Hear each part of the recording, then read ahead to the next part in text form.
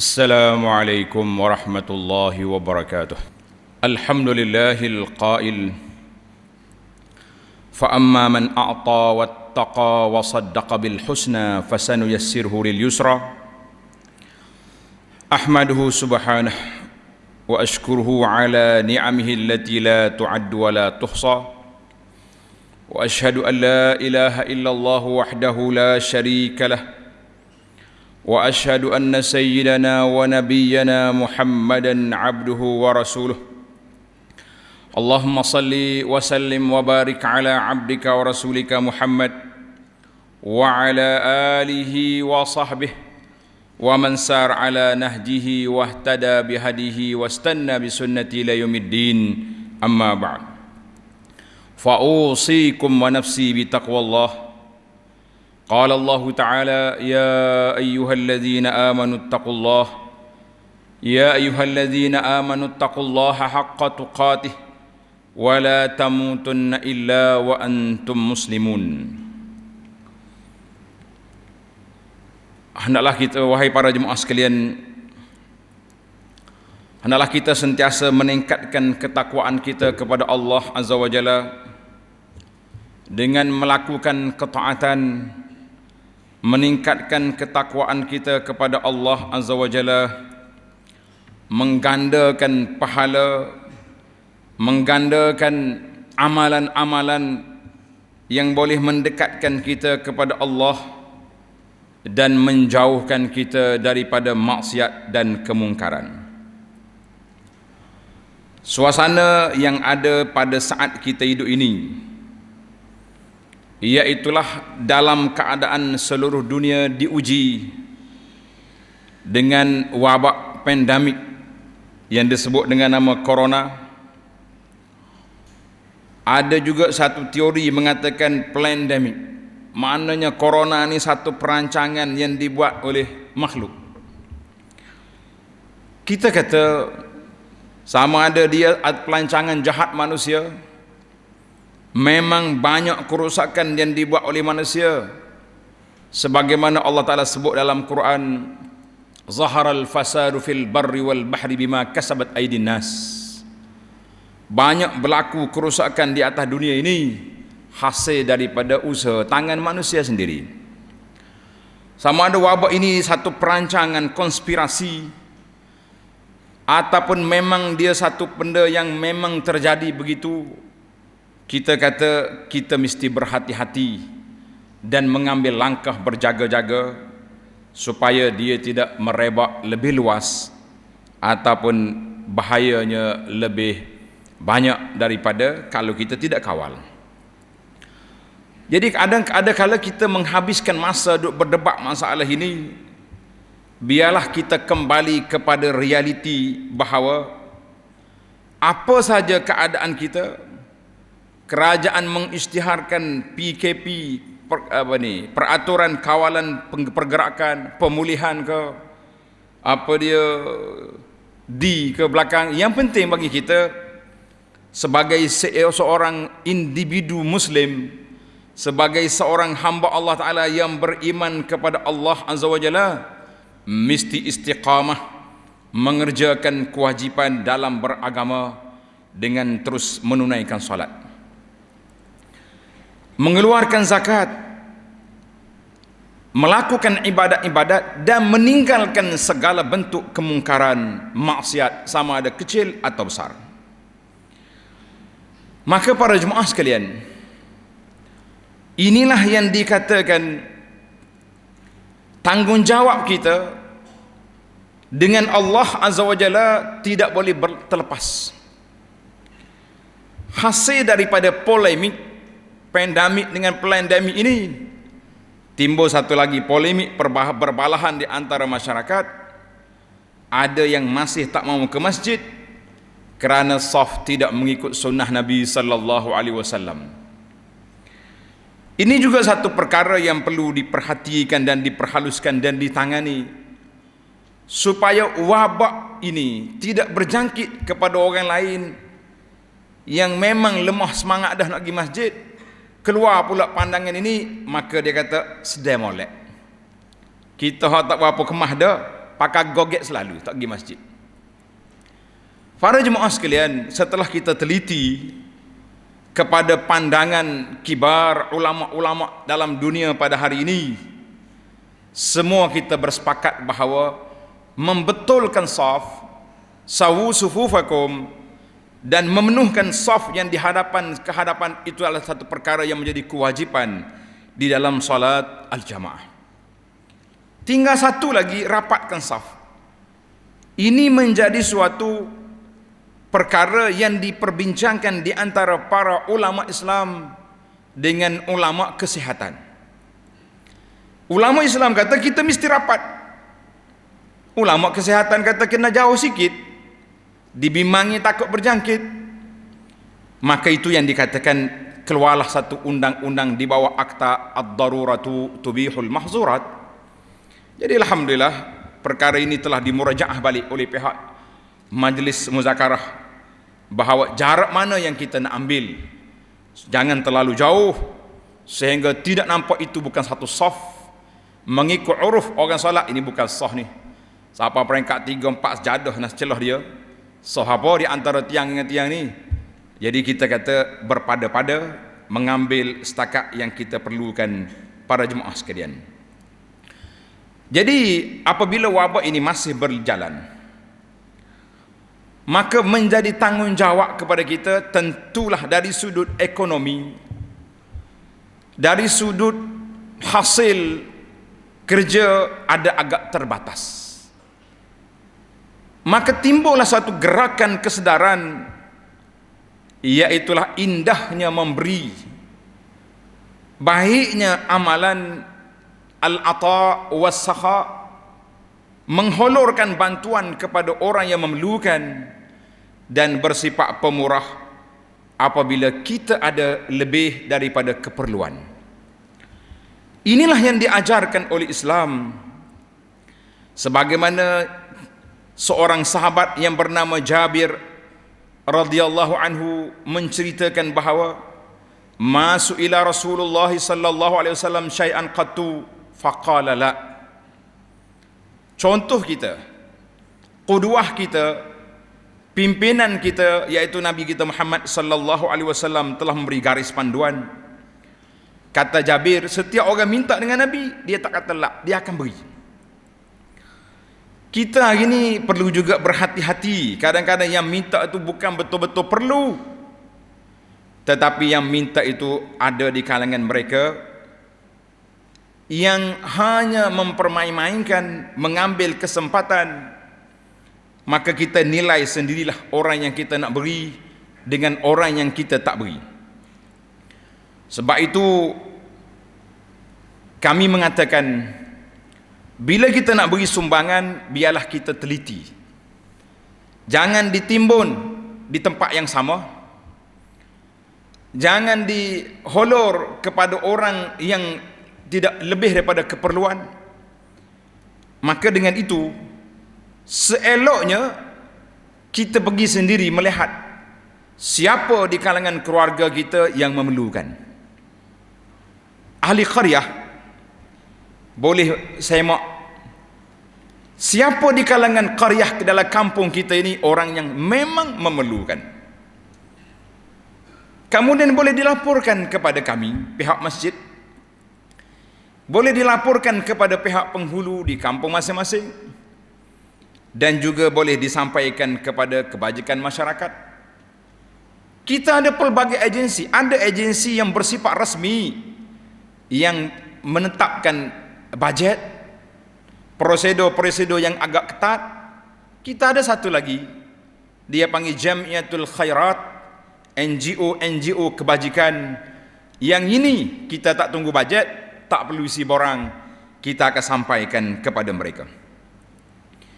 Itulah cara Nabi sallallahu alaihi wasallam yang bersifat al-ata, sahibul ata, orang yang sangat luas pemberiannya, sampai ada seorang badui minta dengan Nabi sallallahu alaihi wasallam, sa'alahu rajulun ghanaman baina jabalaini, dia minta kambing di celah bukit, Nabi kita bagi belaka kat dia. Masya-Allah, tabarakallah. Pernah Nabi pakai kain yang cantik, orang minta, Nabi beri. Masya Allah, tabarakallah. Dan Rasulullah sallallahu alaihi wasallam bersifat kasih sayang. Ajaran itu telah turun kepada para sahabat radhiyallahu anhum, sebagaimana kata Nabi sallallahu alaihi wasallam, ma nafa'ani malun qattu ma nafa'ani malu Abi Bakrin. Masya Allah, tabarakallah. Nabi kata, dalam dakwah ini aku tidak menggunakan manfaat harta yang banyak sebagaimana aku telah menggunakan harta yang disumbang, yang diberi oleh Abu Bakar As-Siddiq radhiyallahu anhu. Fabaka Abu Bakrin, Abu Bakar menangis kerana dipuji oleh Nabi sallallahu alaihi wasallam. Waqal wa hal ana wa mali illa laka ya Rasulullah. Abu Bakar kata, semua harta aku ambillah Rasulullah, di mana kamu nak guna? Radhiyallahu anhu wa ardahu. Itulah sahabat yang telah dididik oleh Nabi sallallahu alaihi wasallam. Mus'ab bin Umair, seorang lagi sahabat pemuda yang hebat orangnya, sehingga dikatakan dia ni anak bangsawan Mekah, tukar baju saja 2-3 kali, 2-3 pakaian satu hari, pagi lain, petang lain, malam baju tidur lain. Kayanya dia. Nabi sallallahu telah menghantar Mus'ab ke Madinah sebagai guru.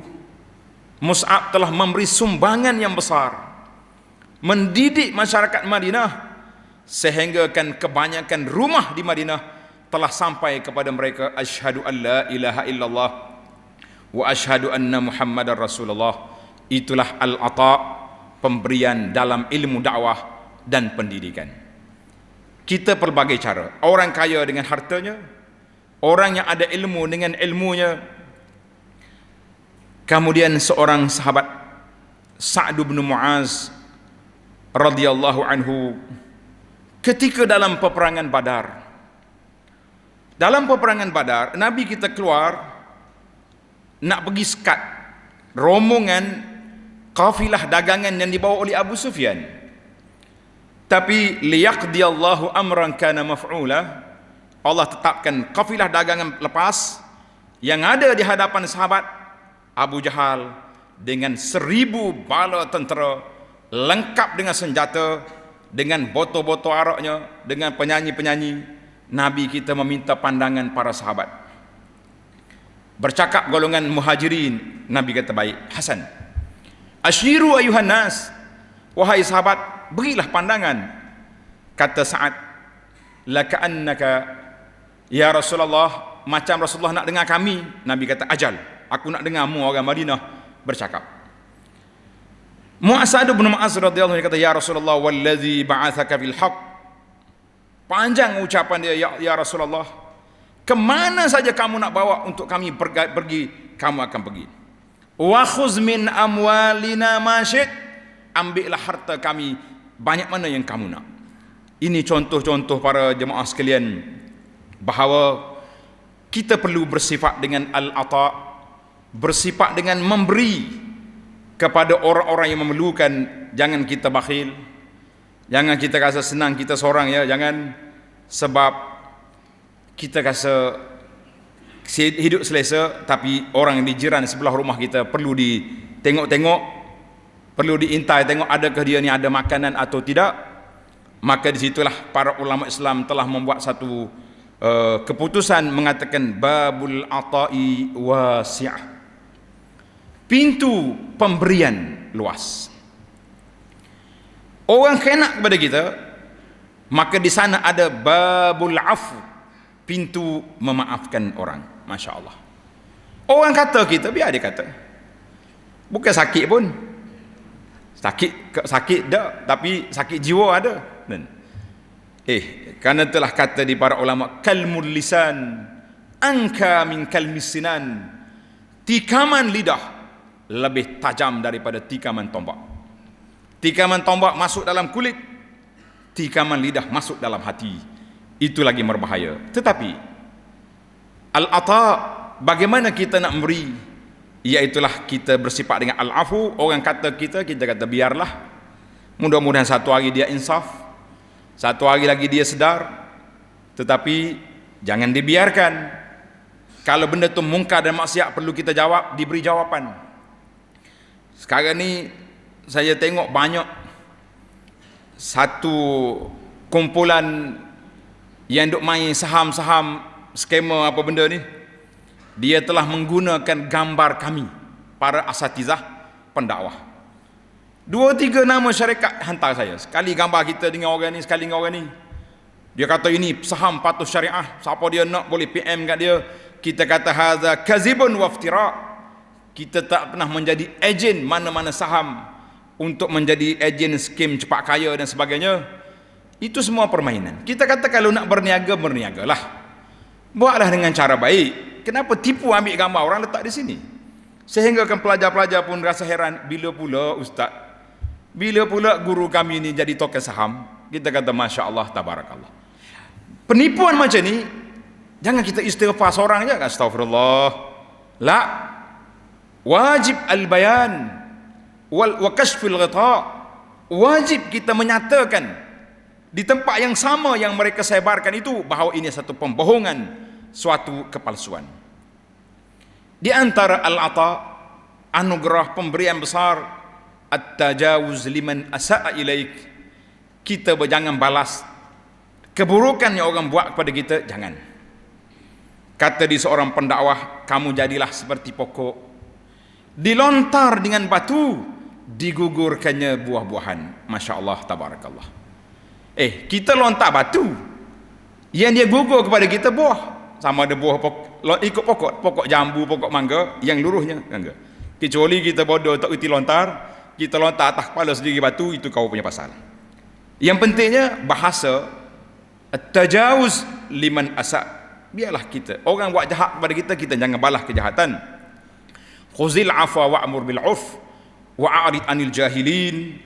Lebih-lebih lagi orang yang balahnya kita, yang klien kita itu bertaraf orang-orang yang jahil, maka kita mengatakan usahlah dilayan mereka. Orang putus hubungan dengan kita, sil man qata'aka. Ini juga termasuk babul ata. Kalau orang minta maaf dengan kita, kita maaflah kepada dia. Maka para jemaah sekalian, kalau itu kita boleh serahkan dengan harta kita, dengan jiwa kita, dengan akhlak kita, insya-Allah kita dapat keamanan di dunia, dan kita juga akan mendapat keamanan di akhirat nanti, insya-Allah. Para jemaah sekalian, penjelasan daripada pihak yang berkuasa, iaitulah Majlis Agama Islam kita ini, menceritakan tentang musaadah ataupun bantuan yang telah diberi oleh pihak Majlis Agama kepada rakyat negeri ini, yang telah diberi sehingga bulan September 2020. Mereka telah membelanjakan 130 juta kepada para asnaf. Jadi alhamdulillah kita kata terima kasih. Waktu PKP yang awal dulu, ahli-ahli qaryah masjid kita juga telah menerima bantuan untuk dibagi-bagikan kepada orang-orang yang dikenal pasti, khususnya yang datang ke masjid kita ini, dan juga yang lain-lain yang memerlukan bantuan. Maka dengan itu, sempena dengan pelaksanaan perintah kawalan ini, maka pihak kerajaan, pihak majlis juga meletakkan sasaran untuk menggandakan agihan wang zakat kepada para asnaf yang lain. Cuma kata mereka, kalaulah kita nak agihkan wang macam mana kalaulah masyarakat tidak membayar zakat. Saya kata, para jemaah sekalian, zakat itu harta yang wajib. Ada jemaah dia keliru, kenapa dalam Quran innamas sadaqat, sedekah itu dikira zakat, habis yang kita sedekah itu macam mana? Itu soalan yang baik, soalan yang menarik, kan? Kita kata para jemaah sekalian, dalam Al-Quran, termasuk dalam sunnah Nabi SAW, bila dia sebut sedekah, itu dia panggil sedekah yang wajib, seperti zakat. Zakat itu innamas sadaqatu, itu sedekah yang wajib, nama dia zakat. Zakat fitrah, kan, farada Rasulullah sallallahu alaihi wasallam, kan, sadaqat al-fitri, mana sedekah. Kalau sedekah sunat, dia kata infak, allazina yunfiquna amwalahum, orang yang menginfakkan harta dia, maka itu dia panggil sunat. Sebab itu kalau orang Arab yang faham ni, kalau kita kata ambillah saya sedekah, dia tak ambil. Kita kena kata ambil hadiah ke, ambil sumbangan, baru diambil. Al-ata itu boleh. Jadi kita di sini tak kira ustaz kaya mana ustaz, saya sedekah ustaz. Kawan tu nak ambil kata ambil. Jadi dia ambil di atas dasar uruf negara kita ni, masyarakat kita, kalau kata sedekah, mana sedekah sunat. Kalau kata zakat baru wajib. Jadi kita pandai-pandailah menggunakan perkataan. Kalau bukan zakat, kita kata ini hadiah, ini sumbangan, lebih baik. Tapi kalau zakat, itu zakat. Jadi pihak kerajaan negara di mana semua negeri meletakkan zakat itu kepada amil-amil dia. Namun begitu ada peratus yang dibenarkan untuk diambil, diagih sendiri kepada asnaf yang kita kenal pasti, yang berada di tempat kita masing-masing. Ada setengah jemaah ni dia tak pasti. Dia kata kita tak tahu. Rupanya boleh je kita bagi sendiri duit kita kan. Boleh, sebagaimana yang telah disebut oleh peruntukan. Ada negeri 25%, bila kita bayar kepada majlis agama, kita boleh ambil balik 25% untuk dibahagikan kepada orang yang memerlukan di tempat kita sendiri. Ataupun kalau orang malah dia pakai bagi semua sekali, kita kata elok kita ambil, sebab dalam kampung kita, dalam keluarga kita ada orang yang memerlukan, yang mungkin mereka ini tak jumpa borang-borang untuk mendapat bantuan kerana tak erti prosedur ataupun tak pandai nak mencari dan sebagainya. Kita lah cari mereka, kita selesaikan apa yang patut kita selesaikan, insya-Allah. Mudah-mudahan Allah Ta'ala bagi kepada kita berkat dalam hidup kita, harta kita diberkati, kehidupan kita diberkati dengan kita banyak sedekah, zakat dan banyak infak fi sabilillah. Satu lagi peringatan, iaitulah di bawah tajuk Dhabtun Nafsi, mengawal diri. Hari ini keadaan mungkin nampak macam tidak terkawal. Al-habbatu tuj'alu qubbatan. Benda yang kecil dibesarkan. Kata orang habbah ni, sebiji gandum telah menjadi sebesar bukit. Benda yang pendek 1 inci telah menjadi 2 meter. Iaitulah timbulnya rasa kebencian, permusuhan di kalangan masyarakat, di antara rakyat dengan pemerintah. Tak kiralah pemerintah mana yang memerintah, akan ada golongan yang anti, yang benci, buatlah baik ke tak baik. Kita terima keadaan pemimpin pergi datang, qulillahumma malikal mulk. Tetapi kita sebagai orang yang beriman mesti jaga diri kita. Jangan terikut-ikut dengan cybertropa yang menulis, hentam orang tu, pukul orang ni, katak orang tu, gelar orang ni, macam-macam. Nabi SAW dalam sebuah hadis yang diriwayat oleh Abu Umamah Al-Bahili radhiyallahu anhu, Nabi kata, ana za'imum bi baitin fi rabadil jannah liman tarakal mira wa in kana muhiqqan. Aku ini memberi za'im, kafil, dan memberi kafil, jaminan dengan mahligai yang berada di awal syurga. Bagi siapa? Bagi orang yang tak suka berbalah, berdebat, berbantah-bantah. Tak kiralah kita berdebat depan-depan atau berdebat di alam maya, sama je. Semata-mata kerana nak memenangkan, nak memuaskan nafsu yang kita tak suka. Contohnya, orang ni buat kurang sempurna dalam kerja-kerja dia, tak kiralah pegawai ke menteri. Oh, kita cincang lumat-lumat semata-mata nak melepaskan gelora nafsu yang kita benci. Kata orang, boleh kain, mata kain disangkutnya, maka ditarik betul-betul. Orang ini Allah Ta'ala akan tinggalkan perbuatan itu. Maka walaupun kita dalam keadaan benar, Nabi kata, aku beri syurga yang berada di peringkat awal dalam syurga. Wa baitun fi wasatil jannah, mahligai di tengah-tengah syurga, liman tarakal kazib, bagi orang yang meninggalkan pembohongan. Kita ini suka sangat berbohong. Benda kecil-kecil pembohong, apa benda pun cakap berlawak. Maka pembohongan yang paling bahaya sekali, kita berbohong di atas nama Nabi SAW, ini lagi bahaya. Wa wibaitin fi alal jannah, syurga mahligai yang tinggi di atas, liman hassana khuluqah, bagi mereka yang telah memperelokkan akhlaknya. Jadi alhamdulillah, di awal khutbah tadi kita telah bincang di antara akhlak yang kita bincang di sini al-ata was-sakha, bersifat pemurah kita dan juga suka memberi, sama ada beri harta, beri kemaafan, beri keinsafan dan bagai-bagai pemberian yang patut kita beri supaya kita selamat insya-Allah. Hadis ini dikeluarkan oleh Imam Abu Daud dengan sanad yang hasan, dan kita akhiri dengan khutbah ini dengan satu peringatan lagi daripada Nabi sallallahu alaihi wasallam. An Ibni Mas'ud radhiyallahu anhu qala qala Rasulullah sallallahu alaihi wasallam sibabul muslimi fusuq wa qitaluhu kufrun, muttafaqun alaih. Sibabul muslim, memaki, mengeji orang muslim, itu telah bersifat fasik. As-sibab, yaitu apa makna sibab? Kata Syekh Ibrahim Al-Harbi rahimahullahu taala, sibab ni lebih dahsyat daripada sab. Sebab dia bagi kata kepada orang yang memang tidak ada pada dia, buat tuduhan-tuduhan jahat contohnya. Maka hadis ini menunjukkan kepada perbuatan mengutuk orang Islam itu haram bi ijma'il ummah. Wa fa'iluhu fasiqun, perbuatannya dianggap sebagai orang yang fasik.